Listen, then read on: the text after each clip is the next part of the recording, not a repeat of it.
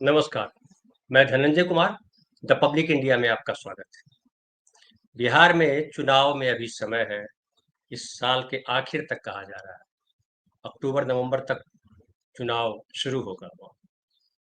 लेकिन चुनाव से पहले की जो तैयारी है, वो दोनों गठबंधनों ने जोर-शोर से शुरू कर दी है।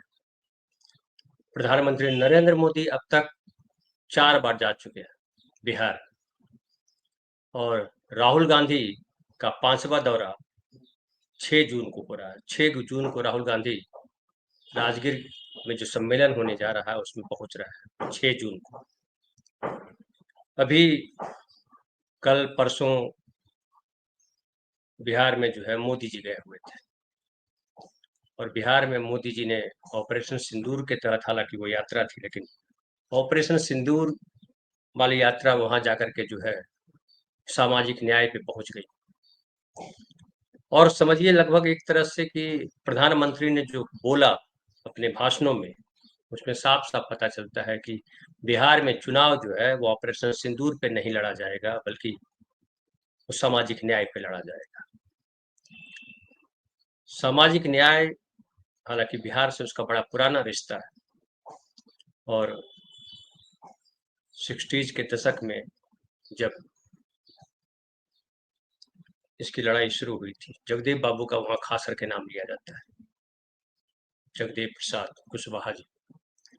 100 में 90 शोषित है, 90 भाग हमारा है, वो कहा करते थे, उनका नारा हुआ करता था। और उस 90 में सवर्ण स्त्रियों को भी जोड़ते थे। उनका मानना था कि जो स्त्रियां हैं, जो महिलाएं हैं, वो किसी भी समाज की है, वो भी शोषित हैं और उनके लिए भी लड़ाई लड़ने की जरूरत है। तो बिहार का सामाजिक न्याय ये था।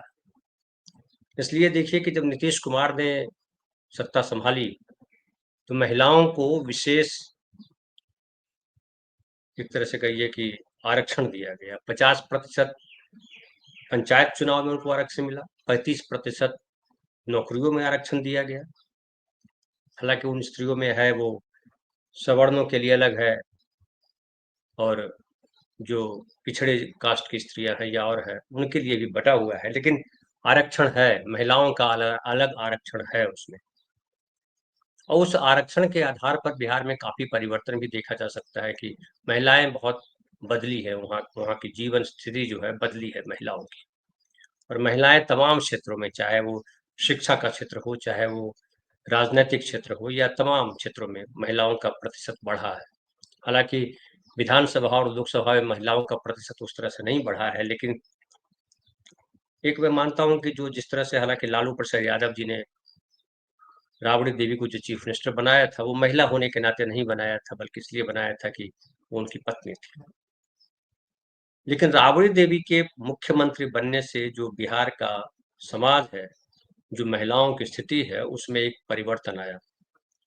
इतिहासकार ने हालांकि ये दर्ज नहीं किया है अब तक, लेकिन मुझे लगता है ये दर्ज किया जाना चाहिए कि गांव में, खास करके शहरों में भी, महिलाओं के पास एक बोलने का एक अधिकार आया, या कहिए कि उनका आत्मविश्वास आया कि जब अनपढ़ महिला मुख्यमंत्री हो सकती है, स्टेट चला सकती है, तो मैं घर क्यों नहीं चला सकती, मैं परिवार क्यों नहीं चला सकती, मैं स्कूल क्यों नहीं चला सकती, मैं पंचायत क्यों नहीं चला सकती, मैं बाकी व्यवस्थाओं में क्यों नहीं आ सकती। ये भाव महिलाओं में बढ़ा और बिहार का जो पिछले 35 सालों का इतिहास है, उसमें दलितों, पिछड़ों के लिए विशेष स्थान है उसमें।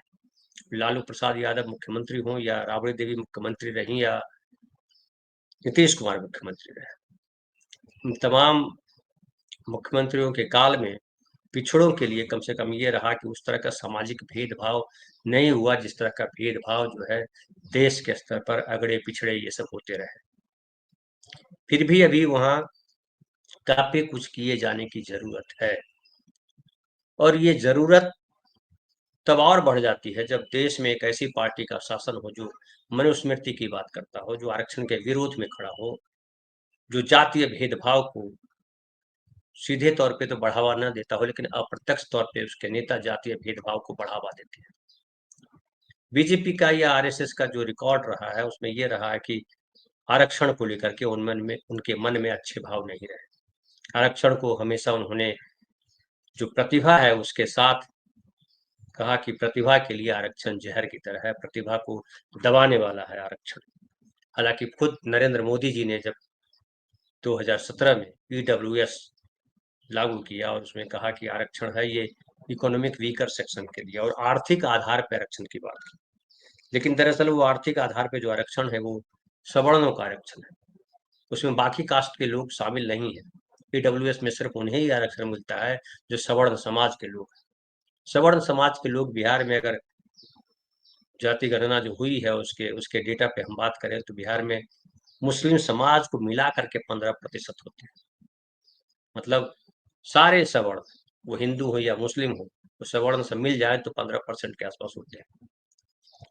और 15% जो समाज है उसके लिए 10% आरक्षण, या कहिए 10% जो सवर्ण समाज है उसके लिए 10% आरक्षण एक तरह से बेईमानी है। और बिहार के लोग ये सब महसूस कर रहे हैं कि ईडब्ल्यूएस जो लाया गया वो एक तरह से आरक्षण के साथ धोखा है।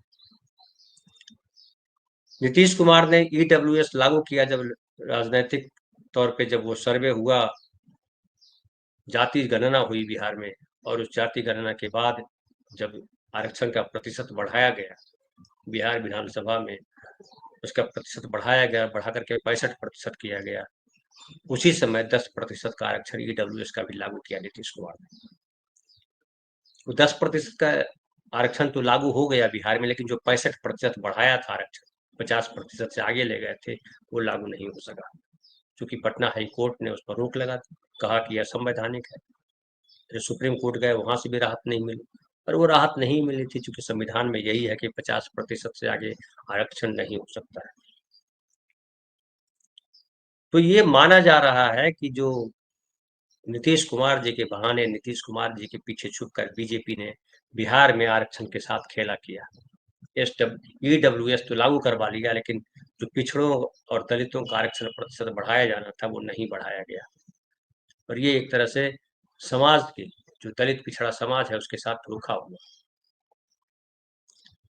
और अब जब राहुल गांधी इस बात को लेकर के बेहद मुखर है, नीतीश कुमार ने जाति सर्वेक्षण कराया, लेकिन नीतीश कुमार फिर जब आए बीजेपी के साथ तो आरक्षण के प्रतिशत को बढ़ाने को लेकर के वो लगभग चुप से हो गए। शुरुआत में उन्होंने कहा कि नवम अनुसूची में दर्ज किया जाए आरक्षण को, लेकिन नहीं किया गया और नीतीश कुमार ने उस पर जोर नहीं लगाया। हालांकि नीतीश कुमार की तबियत भी उसके बाद खराब बताई जाती, और बीजेपी ने भी जो है चुप्पी साधे रखी।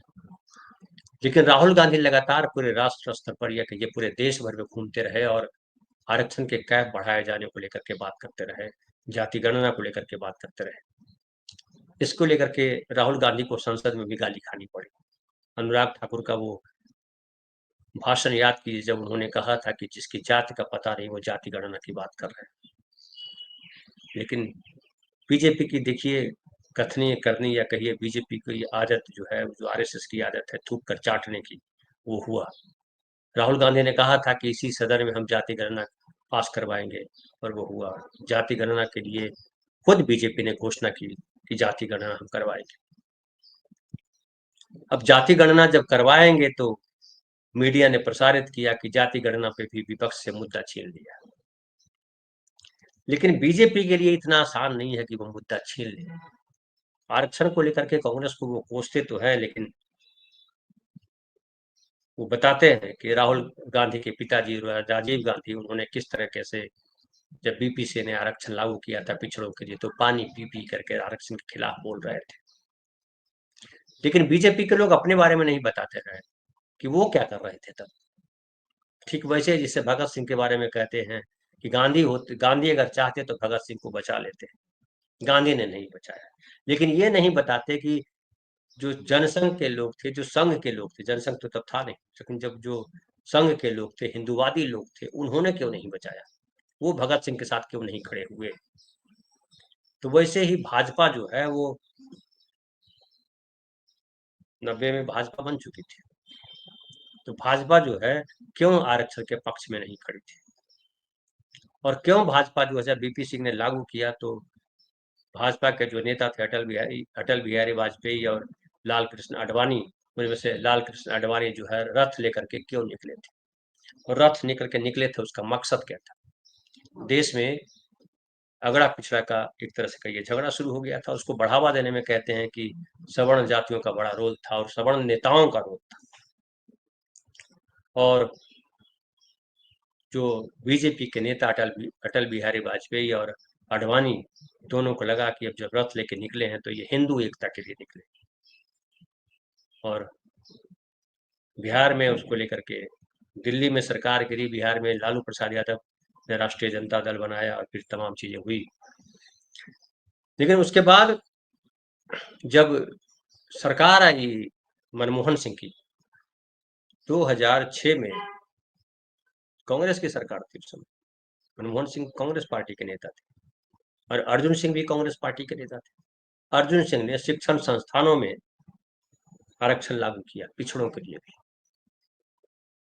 तो कांग्रेस के पास कहने के लिए है कि हमने पिछड़ों के आरक्षण के समर्थन में हमने काम किया और पिछड़ों को आरक्षण हमने शिक्षण संस्थानों में दिया। लेकिन बीजेपी के पास क्या है, बीजेपी ने आरक्षण के समर्थन में कहाँ बात की। उनके कुछ नेताओं ने बात की, जैसे उमा भारती हुई, जैसे गोपीनाथ मुंडे महाराष्ट्र में हुए, ये आरक्षण के प्रबल समर्थक थे। लेकिन वो आज कहाँ, गोपीनाथ मुंडे तो स्वर्गीय हो गए, लेकिन उमा भारती कहाँ है जो आरक्षण के पक्ष में बोला करती थी। और वो तमाम नेता जो आज बीजेपी में हैं, वो पिछड़ों के भी नेता हैं, वो आरक्षण के पक्ष में कहाँ बोल रहे हैं। उत्तर प्रदेश इसका उदाहरण है, मध्य प्रदेश उसका उदाहरण है कि मध्य प्रदेश में मुख्यमंत्री तो पिछड़े हैं, लेकिन आरक्षण नहीं दिया जा रहा है पिछड़ों को जितना दिया जाना चाहिए। उत्तर प्रदेश में डिप्टी चीफ मिनिस्टर हैं पिछड़े, लेकिन आरक्षण के साथ बेईमानी की जा रही है, और जो केशव प्रसाद मौर्य है वो चुपचाप है। जो बिहार की स्थिति थोड़ी हालांकि भिन्न है, लेकिन चूंकि नीतीश कुमार की सरकार वहां है और बीजेपी की चलती नहीं है। लेकिन जिस तरह से नरेंद्र मोदी ने अपने इस दौरे के समय, ऑपरेशन सिंदूर के समय भी आरक्षण का जिक्र किया और बाबू जगजीवन राम का नाम लिया, कर्पूरी ठाकुर का नाम लिया, उससे पता चलता है कि उनके पास कोई नेता नहीं है। जगजीवन बाबू तो जो है वो कांग्रेस के नेता थे, उनका नाम उनको लेना पड़ा, बाबा साहब का नाम लेना पड़ा। इससे पता चल रहा है कि बीजेपी के अंदरूनी सूत्रों को पता है, या कहिए कि सरकार को ये पता है कि बिहार में जो चुनाव होने जा रहा है वो हिंदू मुसलमान पर चुनाव नहीं होगा, वो चुनाव होगा सामाजिक न्याय के मुद्दे पर। और जब सामाजिक न्याय के मुद्दे पर चुनाव होगा तो कांग्रेस फिलहाल जो है लीड लेने की पोजीशन में है, क्योंकि राहुल गांधी राष्ट्रीय स्तर पर इसकी बात कर रहे हैं। और बीजेपी को ये पता है कि बिहार में जो चुनाव है उसमें हिंदू मुसलमान कर नहीं सकते, क्योंकि अभी अभी जो ऑपरेशन सिंदूर के दौरान पाकिस्तान के साथ जो घटनाक्रम हुआ उसमें हिंदू मुसलमान करेंगे तो फिर फंसेंगे। फिर दूसरा क्या है कि नीतीश कुमार का भी स्टेक है। नीतीश कुमार बीमार तो है, लेकिन नीतीश कुमार की पार्टी के नेता अपनी पार्टी को बचा करके रखना चाहते हैं और वो किसी भी कीमत पर हिंदू मुसलमान नहीं होने देंगे बिहार में। नीतीश कुमार का रिकॉर्ड यही रहा है। तो अब जब हिंदू मुसलमान नहीं होगा तो फिर बीजेपी को जीत कैसे मिलेगी, बीजेपी के लिए मुद्दा क्या बचेगा। और बिहार में जिस तरह से जाति सर्वेक्षण हुआ और जिस तरह से जातियों में अवेयरनेस आया, खास करके दलित और पिछड़ी जातियों में, अति पिछड़ी जातियों में, उसको रोका जाना मुश्किल है। और राहुल गांधी ने उसको बहुत तेज हवा दी है, आरक्षण वाली विषय को, सामाजिक न्याय वाले विषय को। और इसलिए राहुल गांधी जब फिर से दौरा करने पे लगे हैं, अब राजगीर में कर रहे हैं। राजगीर जो है वो नीतीश कुमार का जिला है, नालंदा जिला, वहाँ राजगीर फेमस। आप जानते हैं कि नीतीश कुमार जब भी राजगीर जाते हैं कुछ नई कहानी होती है। राजगीर बहुत, चूंकि मगध की राजधानी रही राजगीर, ऐतिहासिक स्थल है वो। नीतीश कुमार ने वहाँ उसको सुंदरता उसकी बढ़ाई भी है, कई पहाड़ है, 5 पहाड़ तक है वहाँ पे, तो काफी सुंदर है। वहाँ पे विश्व शांति स्तूप है, बौद्ध धर्म, जैन धर्म के भी वहाँ पे कई सारे मॉन्यूमेंट्स हैं। तो ये जो राहुल गांधी का जो राग है वो मोदी जी गा रहे हैं। ये राहुल गांधी की एक तरह से कहिए चुनाव से पहले की जीत है। हालांकि ये कहा जाता रहा कि जिधर नीतीश कुमार उधर जीत, इस बार ऐसा होता बीजेपी को भी दिखाई नहीं पड़ रहा है। और बीजेपी के पास, हालांकि बीजेपी अपने पिछड़े नेताओं को आगे कर रही है, लेकिन बीजेपी के पास पिछड़े के नाम पर कोई नेता दिखाई नहीं पड़ते। बिहार में तो बिल्कुल नहीं देखते, राष्ट्रीय स्तर पर भी कौन नेता है, क्योंकि राष्ट्रीय स्तर पर बीजेपी जब भी बात करती है तो वो हिंदू की बात करती है। लेकिन हिंदुओं के भीतर जो भेदभाव है वो हमारे समाज की सच्चाई है। तमाम जगह पे भेदभाव है, शादी ब्याह से लेकर के अदालतों तक, पढ़ाई के स्कूलों और यूनिवर्सिटीज तक, नौकरियों तक में भेदभाव है, और भेदभाव खुलेआम है। जिस तरह से गाली गलौज की जाती है पिछड़ों के साथ, दलितों के साथ, वो सबको पता है। लेकिन बिहार में स्थिति भिन्न हुई है, और जो सामाजिक न्याय का जो मार्ग है उसको राहुल गांधी ने और चौड़ा किया है और उसको मजबूत बनाया है।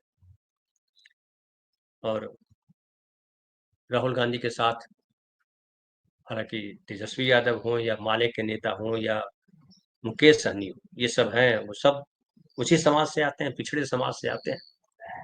और माले में भी ज्यादातर जो लोग हैं वो दबी कुचली जो है, दबी दलित वंचित जातियां हैं, उन्हीं समाजों के लोग हैं माले के भीतर। फिर जो है कांग्रेस पार्टी ने भी ध्यान दिया है कि जैसे राजेश राम जी को उन्होंने अध्यक्ष बनाया है। राजेश राम जो है महादलित परिवार से आते हैं। उसके अलावा कई नेता वहाँ आगे लाए गए जो पिछड़ी जातियों के हैं, जो दलित समाज के हैं। और अभी देखिए 6 जून को जो सम्मेलन हो रहा है उसमें पिछड़ों, अति पिछड़ों के लिए विशेष जो है वहाँ चर्चा होनी है, अति पिछड़ों पर। तो ये कुल मिलाकर के जिस तरह से नरेंद्र मोदी ने भी स्वीकार किया, और हिंदू और तमाम जो उनका दूसरी जगहों पे भाषण होता है उससे अलग भाषण होना बताता है कि बिहार में इस बार सामाजिक न्याय ही असल मुद्दा होगा, और राहुल गांधी को लीडिंग पोजीशन है। चुनाव परिणाम क्या आते हो तो आने वाला वक्त बताएगा, लेकिन चिंता की रेखाएं जो है बीजेपी के चेहरे पर है। फिलहाल इतना ही, बहुत बहुत धन्यवाद।